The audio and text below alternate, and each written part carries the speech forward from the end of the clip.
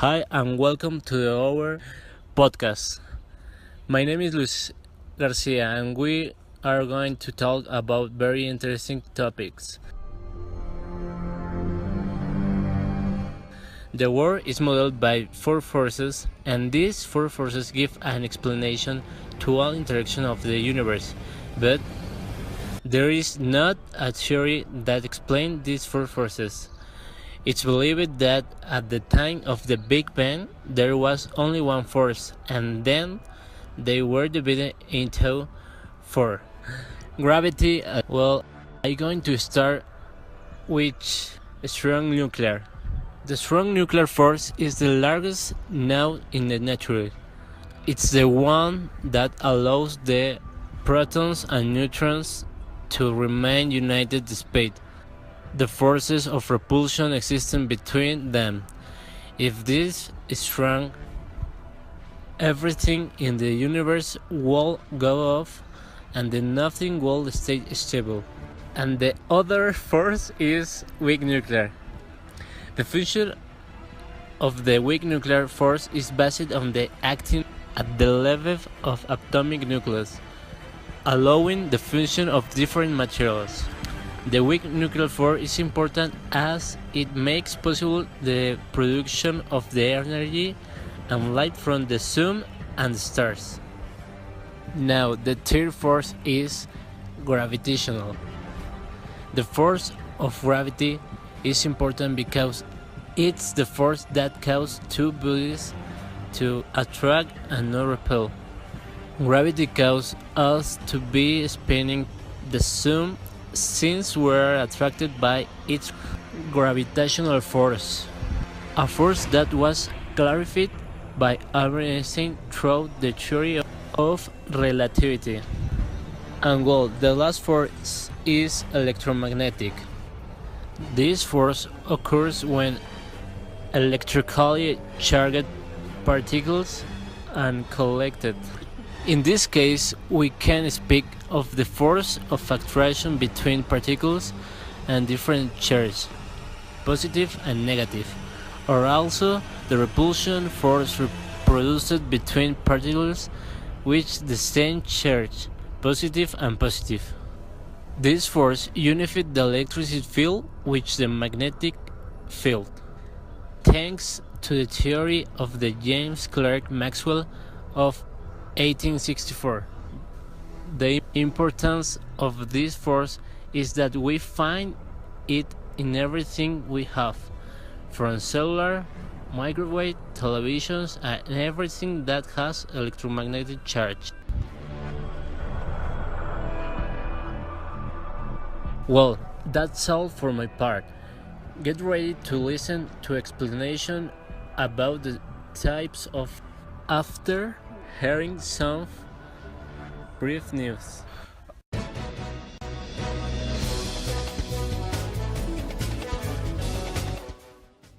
North Korea raises its threats with a missile that flies over Japan.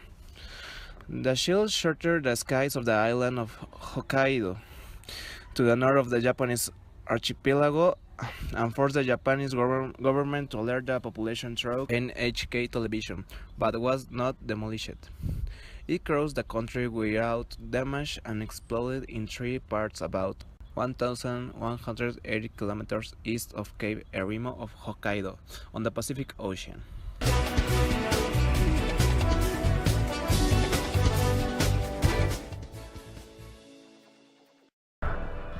Good day and thanks for listening. My name is Andrea Cabrera and let's talk about the different energies that we use in our daily life and make things better thanks to the technological advances. Let's start with solar energy. Solar energy is produced by harnessing the energy of the sun for the production of heat. It is clean energy that is obtained by taking advantage of solar radiation, but it's heat and it's like that taking advantage of by various means they capture them and can transform them into electrical or thermal energy. Well, the next energy is the eolic. It is produced thanks to the force of the wind to generate electricity. Windmills or wind turbines that have blades that transform the kinetic energy of the wind into electricity or mechanical energy are used. It is the most important and abundant energy in nature and is used in many countries and very efficiently. It doesn't contaminate the environment with gases, nor does it exacerbate the emission of greenhouse gases. You are right, Andrea. Other energy is hydraulic energy. It's produced by the force of water.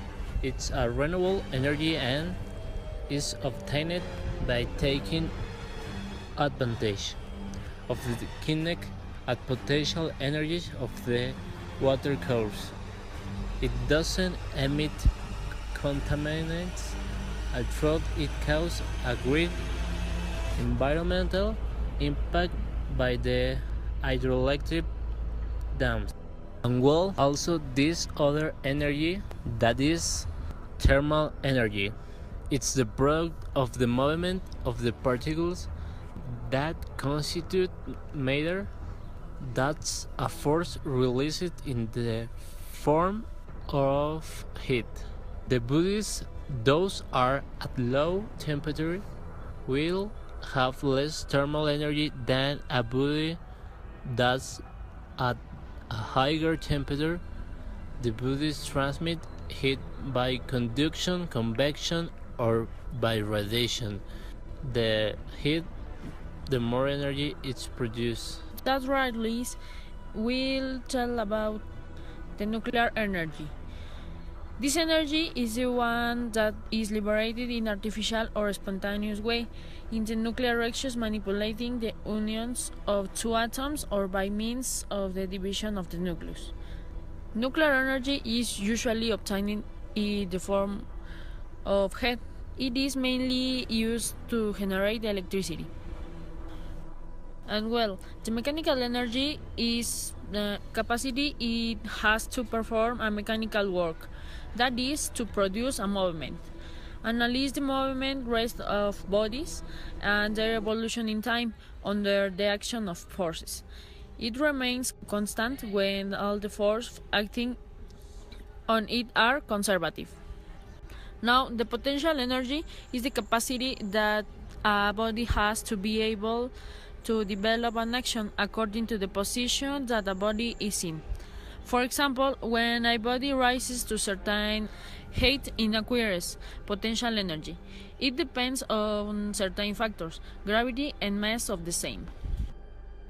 And the last energy is the kinetic. This energy is associated with motion. The concept is difficult to understand because it's relative. For example, a person in an elevator does not have kinetic energy with respect to him, but he does have in with respect to the building because he can go up or down. Well, with this we end the explanation of the types of energies.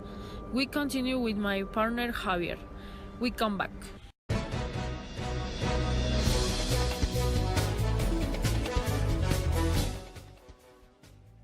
Throughout this space, we inform you that the blue curves are ready to be used by the students from this Monday, September 4.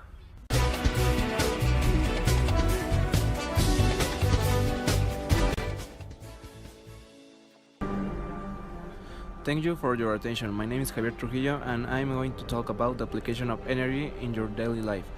The energy life force of the society. It is involved in the lighting of interiors and exteriors, the heating and cooling of our houses, the transport of people and goods, the obtain of food and its preparation. Our cells need energy to live, to perform their functions, to reproduce and to repair themselves. There are renewable and non-renewable energies. These allow us to carry out different activities and perform other functions necessary for the human being. Through technology, we have been able to take advantage of the resources to the maximum, such as solar panels, windmills, among other things. Renewable energies and inexhaustible. They regenerate, or there is simply too much that cannot be exhausted.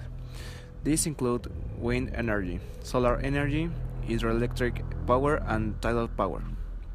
These kinds of energies can be renewable before they can be completely consumed. Non-renewable energies, on the other hand, once exhausted, are very difficult to regenerate. Some examples are coal, natural gas, or oil. These energies are consumed faster than they are generated. This is how we come to the end of this issue. We hope this information is useful for you. We thank all the audience who heard us. This podcast would not have worked without the listeners and to the whole team that contributed to its development. Thanks to Liz and Andrea for their participation. We're waiting for you in a new transmission very soon. Until next time.